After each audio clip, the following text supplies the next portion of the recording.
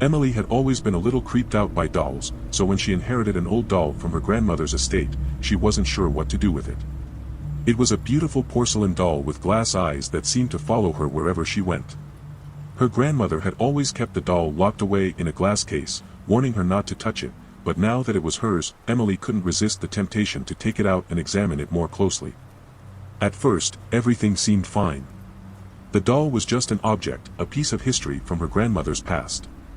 But as the days went on, Emily began to notice strange things happening around the house. Objects would move on their own, and she would hear footsteps in the hallway when no one was there. Emily tried to brush it off as her imagination, but the feeling of being watched was becoming too much to bear. That's when things started to get really weird. One night, Emily woke up to find the doll sitting on her chest, its lifeless eyes staring into hers. She tried to scream, but no sound came out. The doll began to speak in a raspy voice, telling her that it was possessed by the spirit of a little girl who had died tragically. Emily was terrified, but she didn't want to believe in ghosts or spirits. She convinced herself that it was all in her head and tried to go back to sleep. But the next night, the doll was back, and this time it was even more aggressive. It scratched her arms and whispered in her ear, telling her to do things she knew were wrong. Emily knew she had to get rid of the doll, but every time she tried to throw it away, it would always find its way back to her. She tried to burn it, bury it, and even throw it in a river, but nothing worked. Eventually, Emily became so desperate that she called in a team of paranormal investigators to help her get rid of the doll once and for all. They performed a series of rituals and incantations, but nothing seemed to work. The doll was too powerful. That's when they realized that the doll was not possessed by the spirit of a little girl, but by something much darker and more malevolent. It had been using the guise of a child to gain Emily's trust and manipulate her into doing its bidding. The team of investigators warned Emily that the doll was too dangerous to keep, and that the only way to get rid of it was to destroy it completely.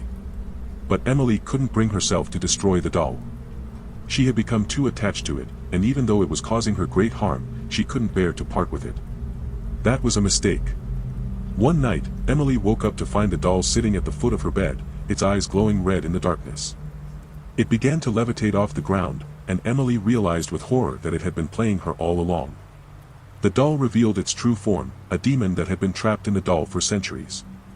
It had been waiting for someone like Emily to set it free, and now it had found the perfect host. Emily tried to run, but the demon was too fast. It caught her and dragged her back to the doll, merging her soul with its own. Emily was never seen or heard from again, and the doll was never found. Some say that it still roams the earth, searching for its next victim, waiting for someone to set it free from its prison once again. Years later, a family moves into Emily's old house. They find the doll hidden away in a closet, and thinking it's just a harmless antique, they decide to display it in their living room. But as soon as they do, strange things start happening in the house. Doors open and close on their own, objects move by themselves, and strange whispers can be heard in the night. At first, the family tries to ignore the strange occurrences, but they can't shake the feeling that something is terribly wrong. They start to feel as if they're being watched, and they notice that the doll's eyes seem to follow them wherever they go. One night, the family wakes up to find the doll sitting at the foot of their bed. Its eyes glow red, and it starts to levitate off the ground, just like it did with Emily.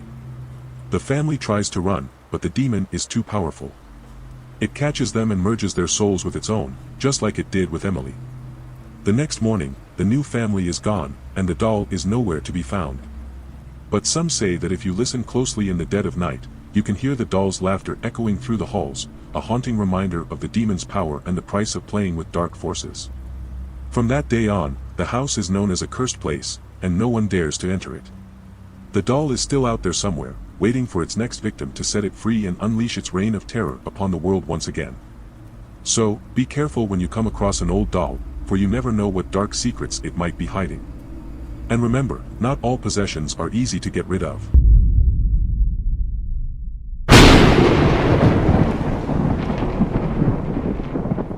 Amy and her group of friends had been fascinated by the paranormal ever since they were children. They had grown up watching horror movies, reading scary stories, and discussing supernatural phenomena. As they got older, they became more interested in exploring the unknown and testing their courage. One summer, they decided to spend their vacation at Amy's family's summer home, which had been empty for years. The house was old and creaky, with a musty smell and dusty rooms. But the friends were excited to have a whole house to themselves, and they quickly began to explore. One day, while rummaging through the attic, they found an old Ouija board. It was covered in dust and cobwebs, and the wooden planchette was worn and chipped. But the group was thrilled to have found such a rare artifact, and they decided to try it out. At first, they didn't take it seriously. They asked silly questions and made up answers, trying to spook each other with fake ghost stories. But as they continued to play, they began to notice something strange happening. The planchette began to move on its own, spelling out words and phrases that none of them had written. At first, they thought it was a prank, but the movements were too precise and too rapid to be the work of one person. As the game continued, the temperature in the room began to drop, and a strange energy filled the air. The board seemed to come alive, and they could feel an unseen presence in the room with them. Suddenly, the lights went out, and the group was plunged into darkness. They could hear strange noises and movements around them, and a feeling of dread settled over them. Panicking, they tried to leave the room, but the doors were locked from the outside. They were trapped with no way out. Then, they heard a voice. It was a malevolent spirit, and it had been summoned by their playing with the board. It demanded that they perform a task for it, or else it would never let them go. The task was to find an old book, hidden somewhere in the house, and bring it to the spirit. Desperate to escape, the friends agreed, and they set out to find the book. As they searched the house, they began to feel as if they were being watched. Shadows seemed to move in the corners of their vision, and they heard whispering voices that weren't there. Finally, they found the book, hidden in a secret compartment behind a bookshelf. But as they began to read through it, they realized that they had made a grave mistake. The book was a grimoire, filled with ancient spells and incantations that could summon powerful demons and spirits. They had unwittingly summoned a malevolent spirit, but it was only the beginning. The demon was hungry for souls, and it used the group as vessels to do its bidding. One by one, the friends began to disappear, their bodies twisted and contorted in unnatural ways. Some were found dead, while others vanished without a trace. The remaining friends tried to flee, but the demon was too strong. It caught up to them, and they were forced to confront it in a final, terrifying battle. In the end, only one friend survived, but she was not the same. The demon had left its mark on her, and she was forever changed. She became a servant of the demon, doing its bidding and spreading its evil throughout the world. The Ouija board remained in the attic, a chilling reminder of the dangers of playing with the supernatural. For those who dare to use it, there is no telling what horrors they may unleash. Years later, the summer home remained abandoned, a decaying relic of the past. But rumors began to circulate in the town about strange occurrences happening in and around the house. People reported hearing eerie noises and seeing shadows moving around the windows at night. Some even claimed to have seen apparitions and demonic figures lurking in the darkness. Despite the warnings, some curious and thrill-seeking individuals began to break into the abandoned house, hoping to uncover the secrets within. But they were never seen again, and the house became known as a cursed and haunted place. Years passed, and the house was eventually demolished, its remnants swept away by the wind and the rain. But the evil that had been unleashed that fateful summer never truly went away. Strange things continued to happen in the town, and people whispered about the lingering presence of the demon. Some believed that it had found a new host, someone willing to do its bidding and continue its legacy of terror. Others thought that the demon had simply never left the house, and that its malevolent energy still lingered in the ruins of the old building. One thing was certain, the town had been forever changed by the events of that summer. People became more superstitious and fearful, and the paranormal became a topic of hushed whispers and frightened glances. For Amy and her friends, the Ouija board had been a game, a way to pass the time and test their bravery. But they had unwittingly opened a door to a world of darkness and terror, a world from which there was no escape. Their fate had been sealed the moment they decided to play with forces they couldn't understand. And now, their story serves as a warning to all who dare to dabble in the unknown, to beware the consequences of summoning entities beyond their control.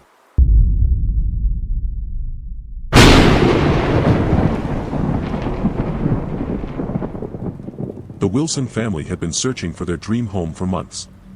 When they finally found the perfect house in the suburbs, they knew it was meant to be. The house was a beautiful two-story home with a large backyard and a charming front porch. It was the perfect place to raise their family and create new memories. As they moved in and began to settle into their new home, everything seemed perfect. However, their happiness was short-lived. Within a few weeks, strange things began to happen, starting with the bathroom mirror. It was almost as if the reflection was distorted and something was trying to reach out from the other side. At first, the Wilsons tried to brush off the odd occurrences as coincidences. However, as time went on, they realized that there was a ghostly presence lurking in their new home. Doors would slam shut on their own, objects would move seemingly by themselves, and eerie noises could be heard at night. The presence seemed to be growing stronger by the day. Their young daughter, Emily, began to have nightmares about a scary lady in the mirror. The family could no longer ignore the feeling of unease that crept over them every time they entered the bathroom. They knew they had to investigate, but the more they tried to uncover the mystery, the more they realized that they had stepped into something far beyond their understanding. The Wilsons began to document the strange occurrences in the house. They installed cameras and voice recorders to capture any evidence of the ghostly presence. As they watched the footage, they saw things that they couldn't explain. Shadows moved on their own, doors opened and closed by themselves, and the mirror seemed to reflect something otherworldly. Desperate for answers, they contacted a paranormal investigator.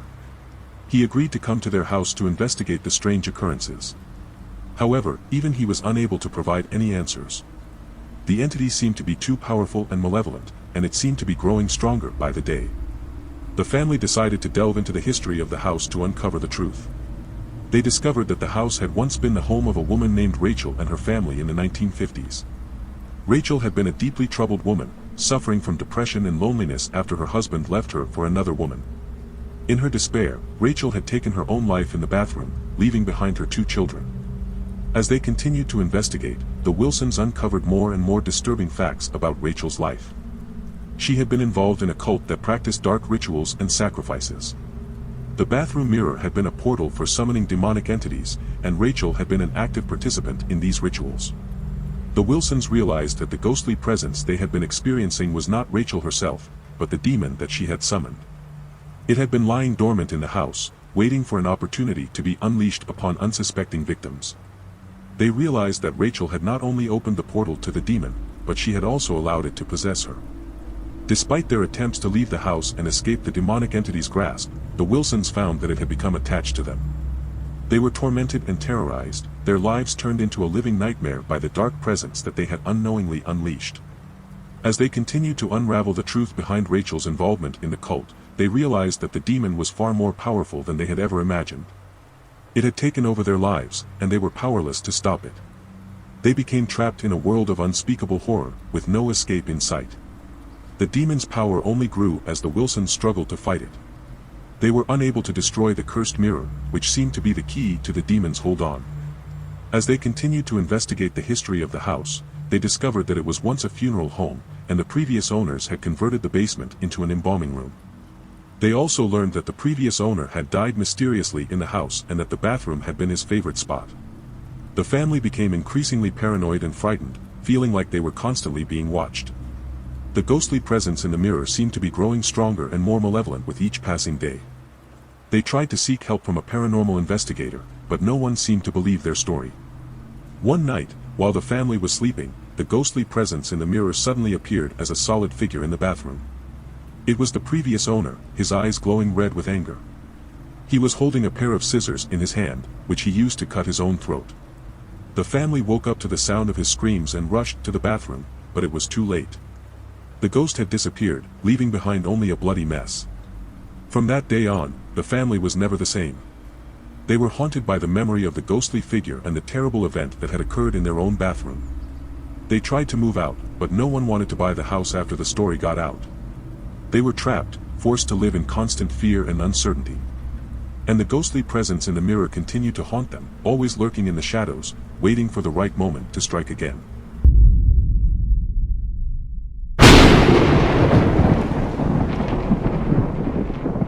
The team of paranormal investigators arrived at the remote island on a stormy night.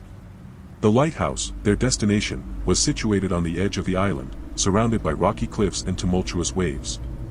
As they approached the lighthouse, they felt a chill in the air and an unsettling feeling in their bones.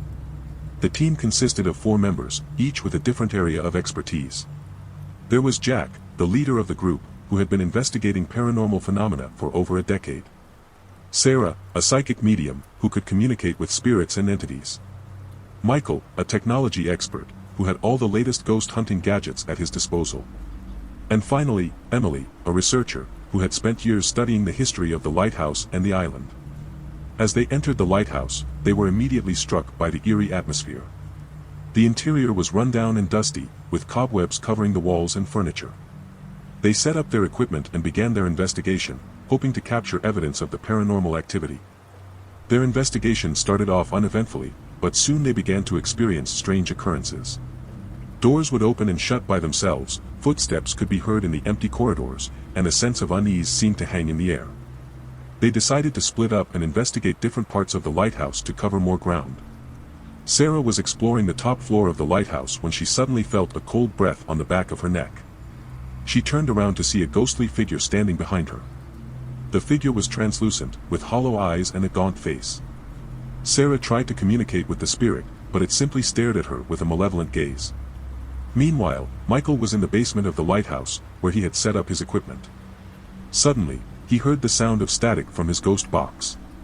As he listened closer, he could hear a voice whispering his name. Michael quickly packed up his equipment and ran upstairs to find the rest of the team. As they regrouped, they realized that the paranormal activity was becoming more intense. Doors were slamming shut on their own, objects were moving, and they could hear strange noises coming from all around them. They decided to try and communicate with the spirits using a Ouija board. At first, the communication seemed harmless. The spirits claimed to be the previous lighthouse keepers and had no malicious intent. But as the conversation continued, the mood became more sinister. The spirits began to reveal dark secrets about the island's past and the people who had lived there. As the team continued to investigate, they realized that they had unknowingly unleashed something far more dangerous than they ever imagined. The spirits they had communicated with were not the innocent lighthouse keepers they claimed to be. They were malevolent entities that had been trapped on the island for centuries. As the night went on, the paranormal activity became more violent. The team found themselves being attacked by unseen forces, and they realized that they had to get out of the lighthouse as soon as possible. They tried to leave, but the doors were locked and they were trapped. When the team huddled together in fear, they heard the sound of heavy footsteps approaching. They realized too late that they had made a grave mistake by coming to this cursed island. One by one, they were picked off by the malevolent spirits that inhabited the lighthouse. The first to go was Marcus, the team's lead investigator. He was found the next day, his body twisted in an unnatural position, his eyes bulging out of their sockets. It was as if he had been strangled by an invisible force. The rest of the team tried to flee, but they were chased by the vengeful spirits. Some were found drowned in the nearby sea, their bodies bloated and disfigured. Others were found with their throats slit, their blood draining into the soil of the island. In the end, only 2 of the team members survived, Sarah and James. They managed to escape the island and returned home, but they were never the same.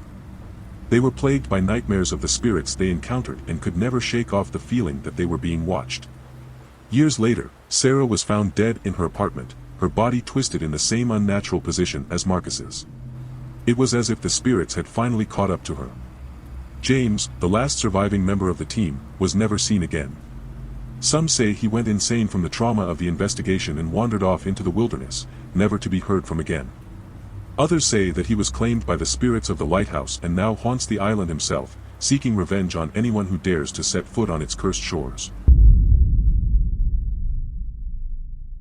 That was it for this video. See you next time.